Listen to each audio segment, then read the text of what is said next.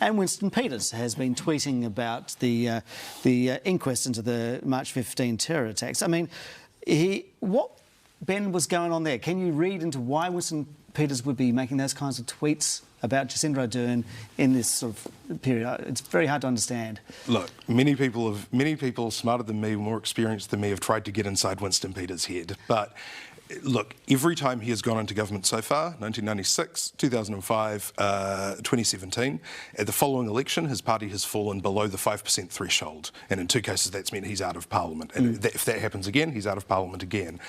He keeps reinventing the kinds of arrangements that he has in government, presumably as a way of, trying to improve on the last time. Here, the worst case scenario is that he's decided he got back on the wave of the support of fringe marginal groups, conspiracy theorists, and he's decided he needs to play to that gallery throughout the term, being a handbrake is not enough. It wasn't enough in 2017, and he's actually got to be there indulging those kinds of theories. So it's possible political strategy looking forward to the next election? I mean, I hope not, but that's the worst case scenario. But what if he's right? What if there was an opportunity for Winston, as the Deputy Prime Minister, to have been informed 24 hours earlier rather than 24 hours later? Wouldn't that have been... I mean, that's what I looked... When I looked at it and I thought, good God, what if he is right? I don't know. I mean, 24 hours earlier than he was informed, or he says he found out, was still after the attack, and his initial tweet was a very sinister sounding implication that somehow the government was to blame for not having acted fast enough, and it was completely irresponsible. It was an outrageous tweet. Yeah. That is one interpretation. We probably won't go any further that way. But, I mean, and of course Labor did, or Jacinda Ardern did, the next day say that she had been informed, the office had been informed about around about the same time the attack was happening. So what I found interesting, though, was the revelation this week that he made that tweet just before he had dinner with Christopher Luxon and his wife Amanda. I don't know whether you can read anything into that timing or not. It just seems curious, really.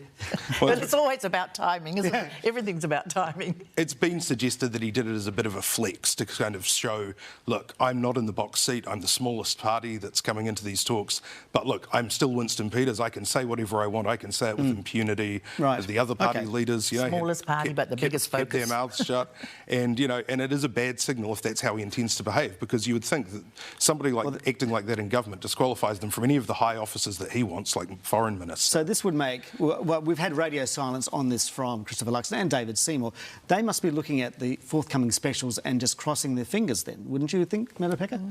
I think you're probably right. But who knows where it's going to go, and that's the problem. It's taken so long, and of course, the longer it goes on, people will be talking about the desirability of having Winston there as a coalition, part of the coalition government.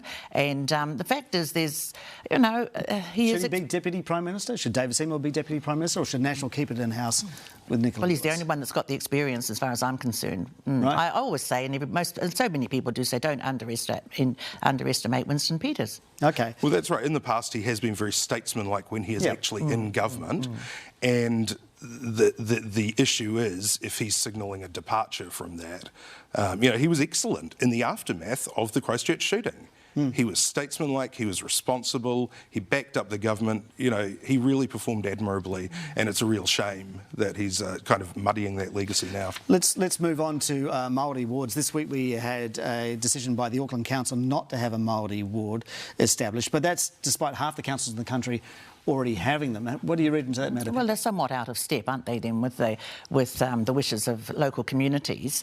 And, I was disappointed, of course, because you cannot say that you're elected by the citizens of a city of the size of Auckland, that has the biggest population, Māori population, of course, and say you're elected to represent them when you actually don't know who they are, when you don't know those communities. And those communities now are not going to sit quietly and think, oh, well, we're going to cross our fingers and hope you'll represent us well and know our issues. So I was disappointed. And also, I have to say that the Mayor decided to abstain. Right. That sends a signal. OK, but under potential National Act government, Māori wards could possibly be scrapped. I mean, hasn't National or Act definitely indicated that it doesn't want them? Ben. So yeah, National have said they'll make it more difficult. They'll revert to the status quo from a few years ago, which is that it can be put to a sort of referendum and can be overturned that way.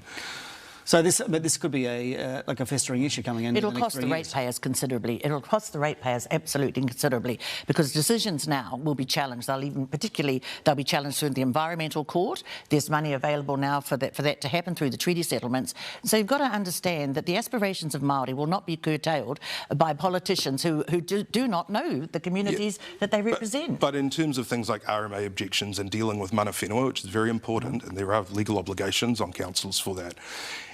And look, I should say I work with a number of iwi, and they have differing views on this sort of thing, on Māori seats. Full declaration. But one facet of Māori seats is that you don't necessarily get mana whenua representation. So, for instance, in Auckland, the largest group of Māori, iwi-wise in Auckland is Ngāpuhi. It's not actually sort of Tamaki Makaurau iwi. Yeah, so urban Māori in Auckland are disparate. They're not just represented from Tamaki Makaurau in terms of iwi. Yeah, so there might be issues about sort of representation of a kind, but it doesn't discharge those treaty obligations. Okay. Yeah. All right. And one really quick question before I go. National says that if it's gang patches legislation doesn't work, it might legislate to have facial tattoos covered over with, concealer. What do you think of that? Do you think the gangs will comply with that? No, usually that's associated with any facial tattoos associated with identities. So, and good luck saying, well, look, come and sit down here. I want to pat some foundation on you. Good luck with that one. Well, we'll see how that pans out. Mera Pika Raukawa Tate and Ben Thomas, thank you so much for your time on the panel today.